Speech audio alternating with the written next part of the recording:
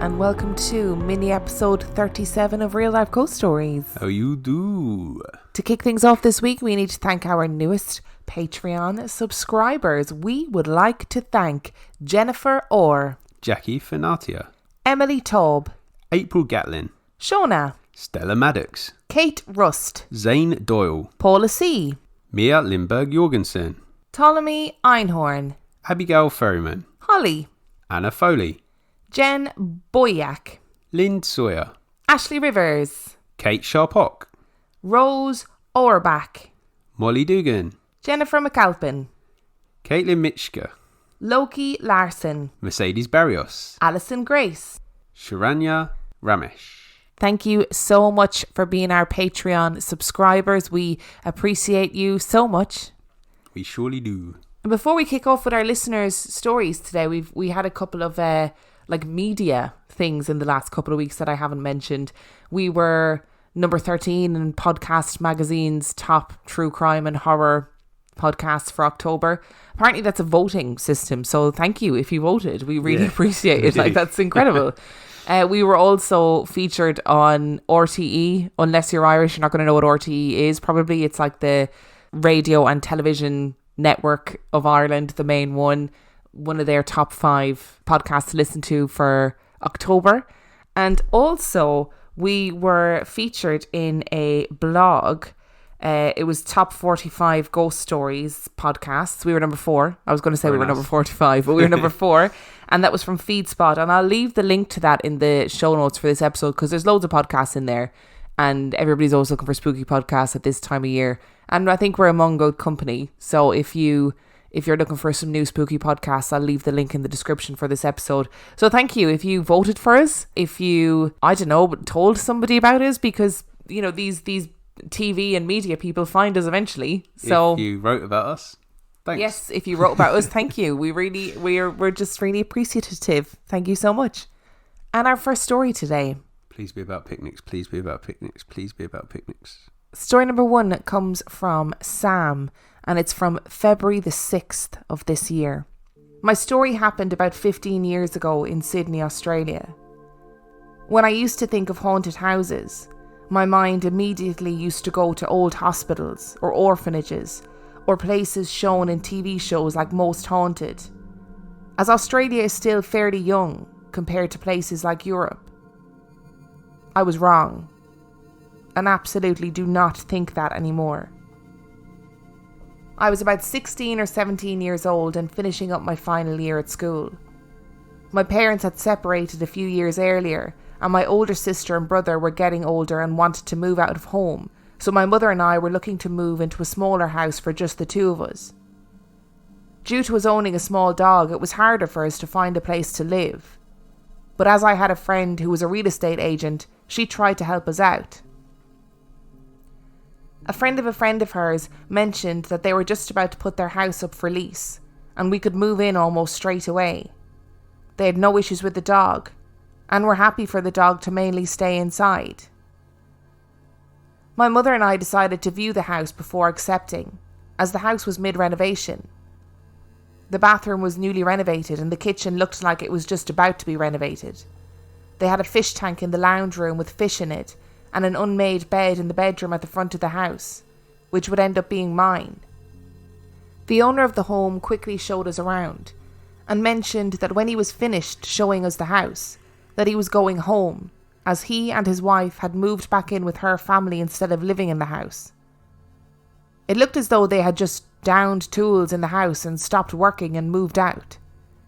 But my mother and I chalked this up to them running out of money for the renovation, signed the lease, and started packing. Before moving in, the owners put up fences in the backyard for the dog and did further work on the kitchen for us to be ready to move in. The extra work they did on the house wouldn't have been cheap to do, so it wouldn't make sense for them to be renting it out to save money. But the lease was signed, so we just figured we would have amazing landlords, and didn't think anything further on the subject. Moving day went as well as expected, and as the day was coming to an end, I put my mum's bed together so she could have a good night's sleep, and my mattress was just put on the floor, as I would put my bed together the next day.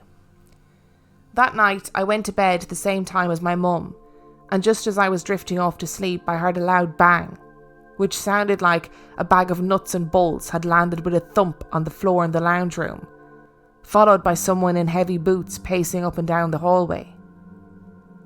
My mother shouted out at me, asking me what I was doing and to stop making so much noise and to go to bed.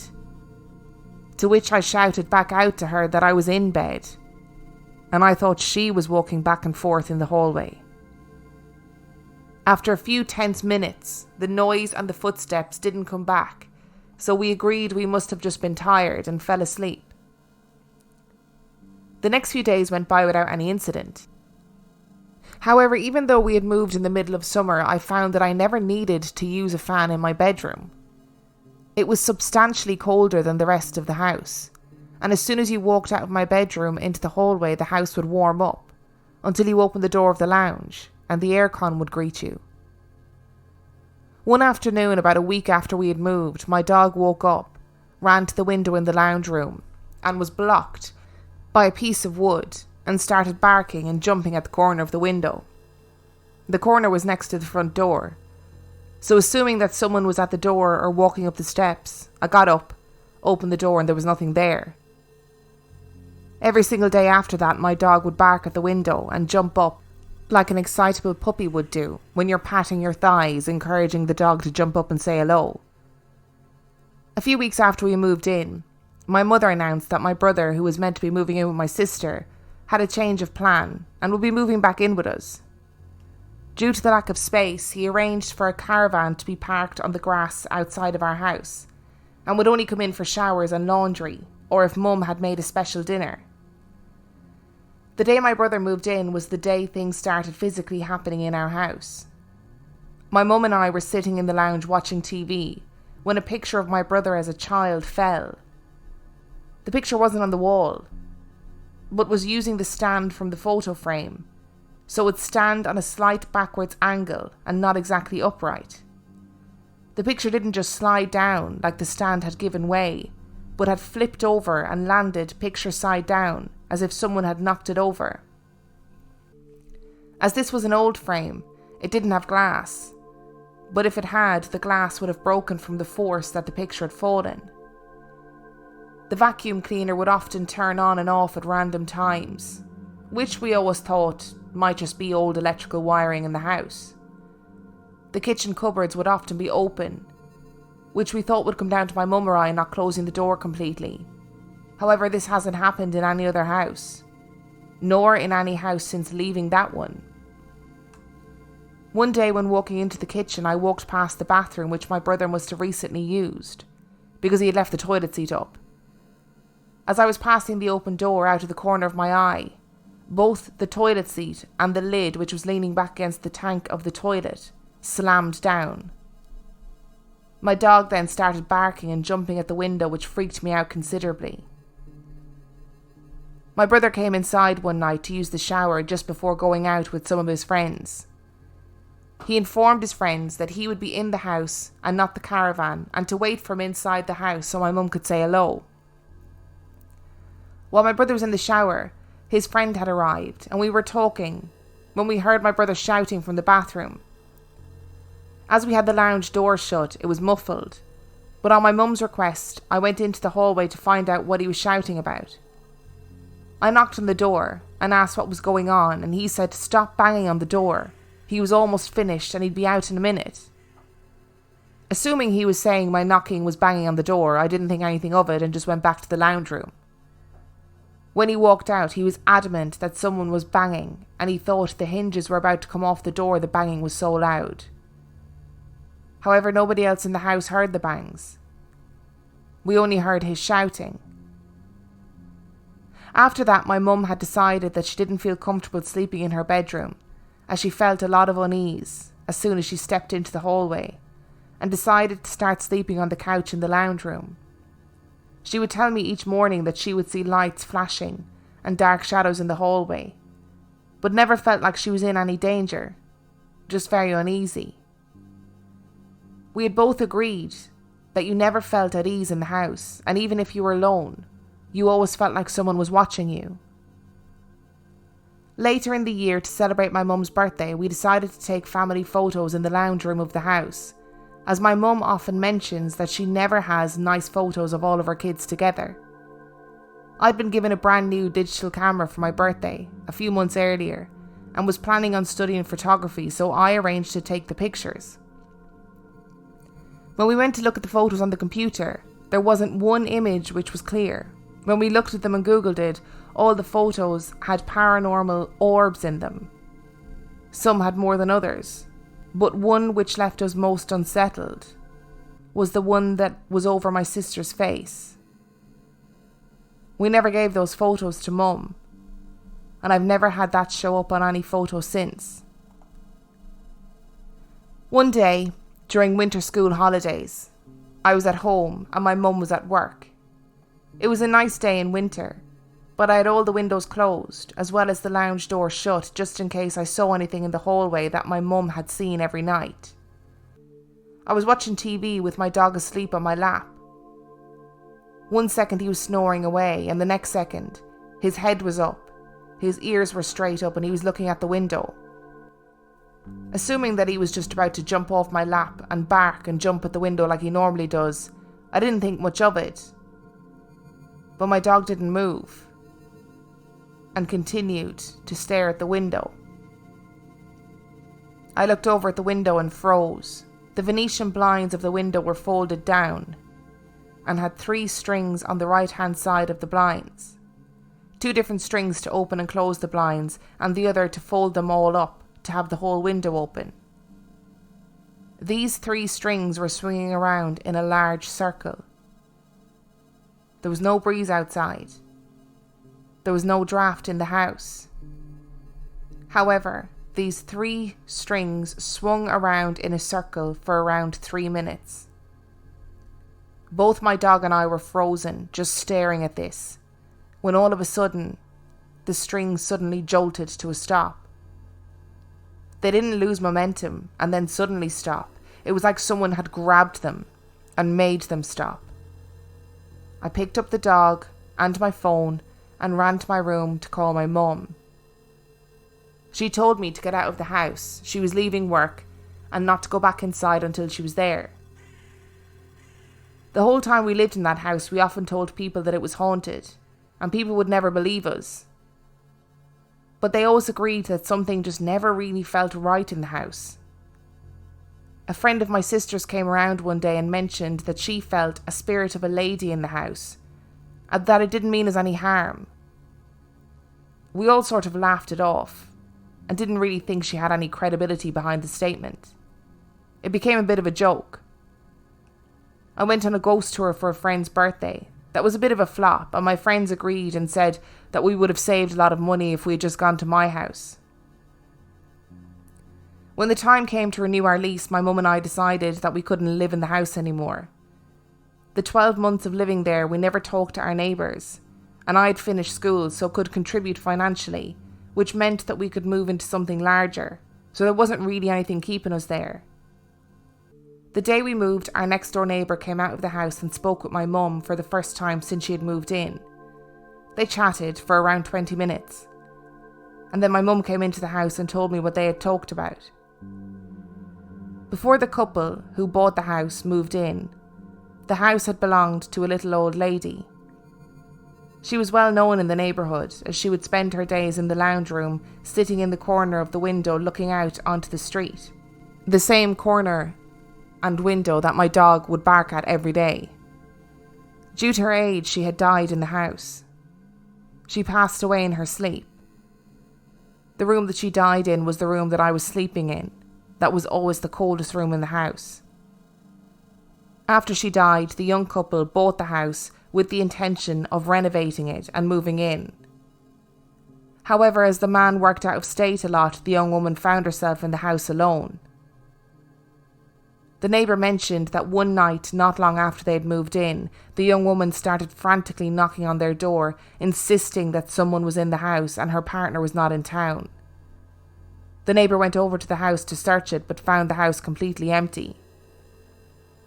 As he went back into his house to let the woman know that there wasn't anybody there, They were both stood at the window, where they could clearly see the lounge room window, and saw the lights flick on and off, and a shadow walking past the window.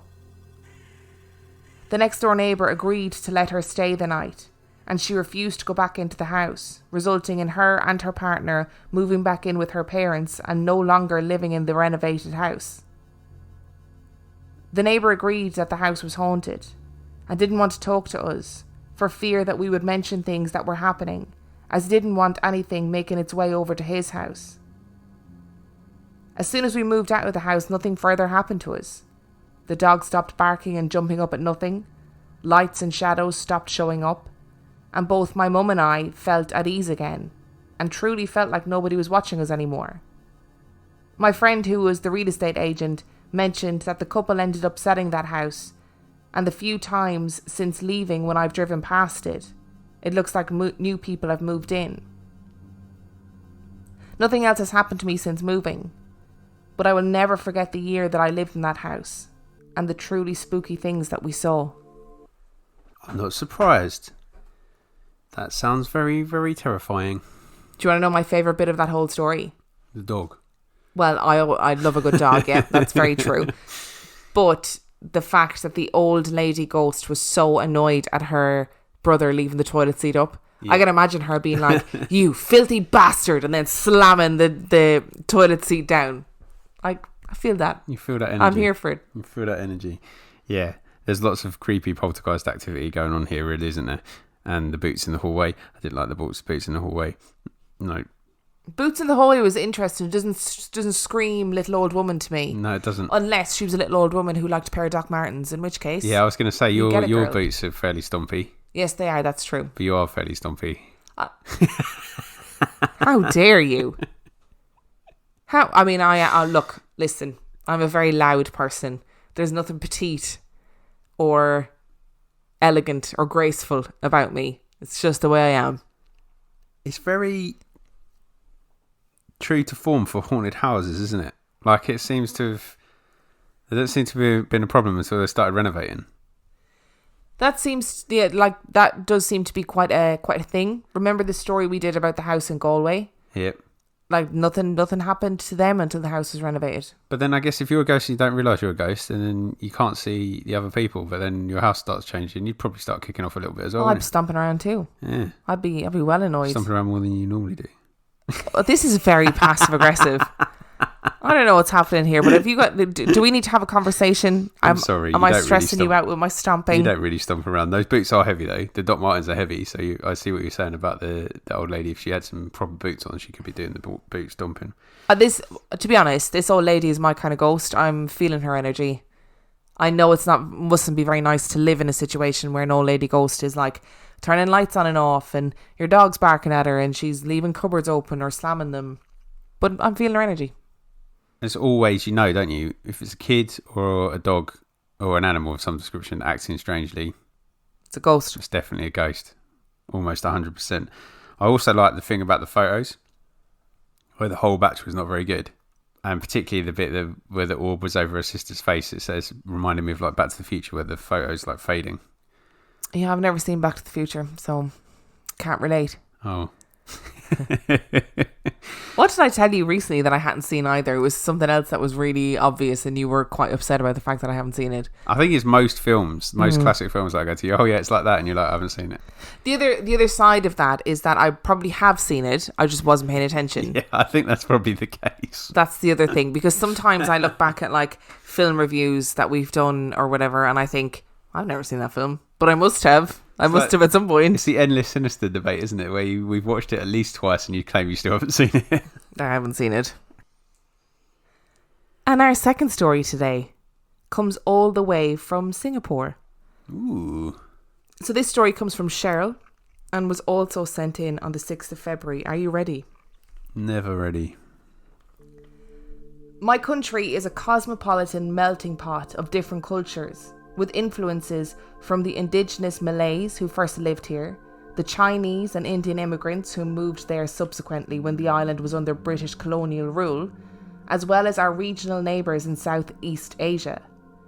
Similarly, our ideas of the supernatural, superstition and religion, are a pervasive and unconscious part of our lives, intermingling and woven into our social fabric.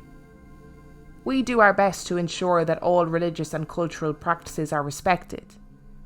Hence, it is common to see a mosque, a church, a Buddhist temple, and a Hindu temple within the same neighbourhood, and sometimes sharing the same building. We're a modern country, I think, but it's also not unusual to see Taoist neighbours burning offerings of joss paper goods and hell money to provide some pocket money and comfort for dead family, or to hear that someone has consulted a fortune-telling parrot about future prospects. We even have a Hungry Ghost Festival for the entire duration of the 7th month of the lunar calendar, where the Chinese diaspora in Southeast Asia, it is no longer common in mainland China, especially after the Cultural Revolution, believe the gates of hell are opened and the ghosts of the dead are let out for a brief respite to vacation in the land of the living. Live performances, known as getai, are organised during this period to entertain the ghosts. At these events, professional singers are decked out in fantastic outfits and perform late into the night. The living also attend these performances, but are always careful to leave the front row of the seating areas empty for the main VIPs. Many offerings of food and money are also placed on the roadsides or outside houses for the visiting ghosts. Friends who have the third eye say that this is one of the most unsettling periods for them, because they often see these spirits swarming around the offerings trying to get a taste because their family may have neglected to burn hell money for them, and this was their only opportunity for a free treat. Supernatural occurrences are also particularly active during this time.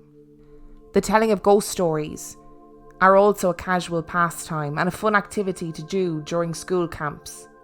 And so, over the years, I've accumulated stories of ghosts and various Malay hantu, which are supernatural entities, such as Pontianaks, who love to sit on banana trees to look out for their next prey, Pokongs, who hop around looking for people to help untie the top knots of their death shrouds, and Toyos, who have the potential to protect or wreak havoc at the bidding of their Bomo masters.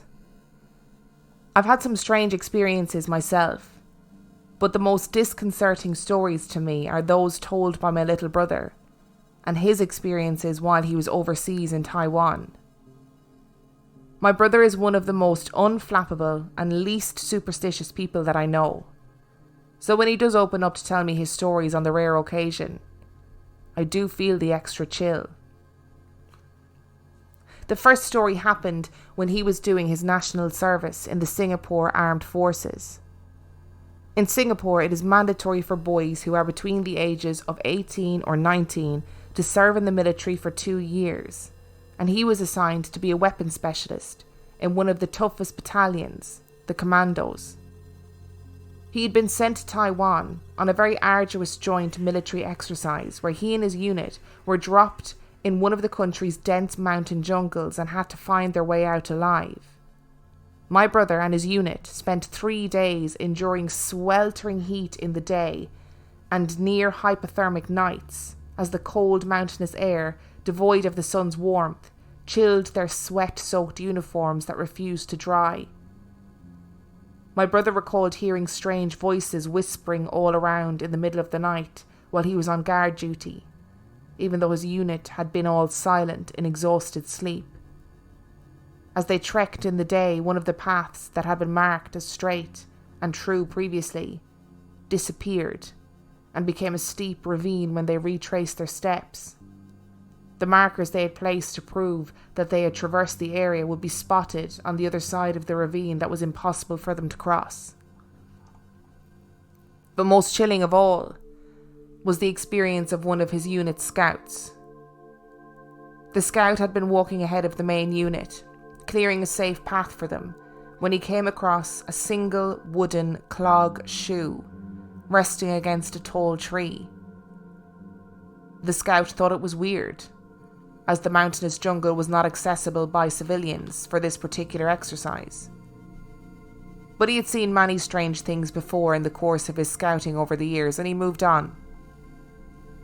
However, every few hundred meters or so down the road, he would encounter the same shoe, leaning against another tree, as if it was following him. It is a testament to the guts and loyalty of these boys, because he decided to not acknowledge this strange occurrence and focus on keeping his unit safe. He thought that perhaps this entity belonged to the mountain and would leave him alone when they finally got out of that terrible place. They eventually made it to base camp on the third day, and it was a mad rush for a shower and some hot food. After he finished his turn in the shower and was returning to his barracks, one of the boys from the unit stopped him and said, "Hey, why do you have a wooden clog shoe tied to your bed corner?" Whatever it was had followed him to the base camp.